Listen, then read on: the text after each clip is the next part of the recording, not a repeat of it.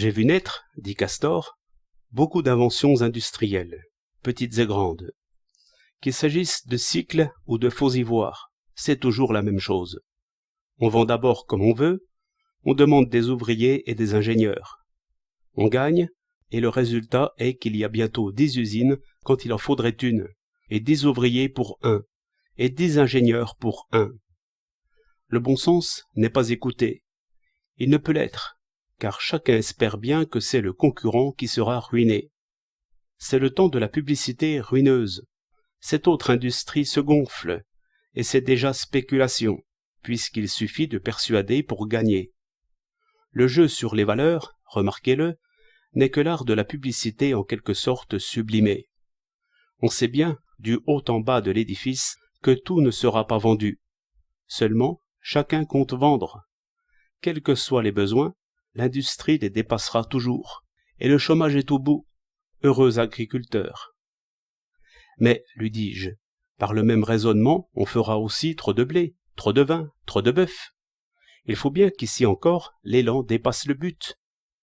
Trop de fruits, trop de légumes, trop de conserves, cela peut se voir.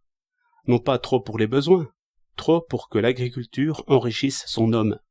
Ainsi, il y aura des chômeurs de la charrue et de la bêche. Je vois, dit Castor, une différence. C'est que l'ouvrier d'industrie qui ne trouve pas à vendre ses cycles ou ses briquets meurt de faim. L'éleveur et le laboureur ne meurent pas de faim. Ici, on n'attend pas la nourriture d'un échange. On l'a tout de suite. Avec 3 champs, un pré, un jardin, une vache, des poules et des lapins, le père de famille n'est pas assuré de s'enrichir. Mais la soupe fumera 2 fois par jour sur la table. En nos climats, il faut guerre ou pillage, ou des impôts insensés, pour que le laboureur soit privé de la partie du salaire qu'on ne peut attendre. Oui, la faim, lui dis-je, n'attend pas, au lieu qu'on peut faire durer un vêtement, une bêche, une toiture. Et par cette raison même, dit Castor, celui qui produit un excédent de nourriture trouvera toujours à l'échanger. Au lieu qu'un marchand de livres ou de phonographes peut cesser de vendre par un simple effet d'imagination. Il suffit que les gens se croient pauvres. Ainsi, lui dis-je, il faut que ce mouvement tant de fois décrit, de la charrue à l'usine, trouve maintenant sa contrepartie. Cela aussi dépend de l'opinion. Si les ouvriers d'usine s'étaient réservé une maison et un champ, comme font les maçons, ils pourraient traverser, pauvrement, mais non misérablement, les heures difficiles. Et n'ai-je pas lu qu'il y a en France des régions incultes, des champs en friche, des fermes abandonnées?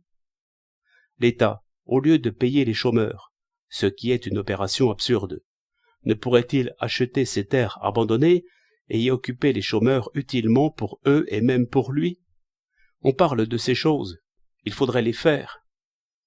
Comment, dit Castor, comment déciderait-on promptement, lorsque les jugeurs haut placés sont surpris et dépassés toujours en leurs prévisions, tout autant que les plus naïfs acheteurs de titres, tout autant que les escompteurs les plus rusés?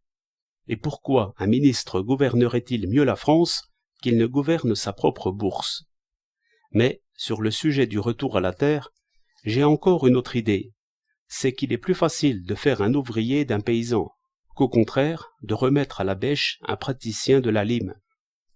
Il n'y a qu'une paysanne qui sache tirer profit des poules et des lapins.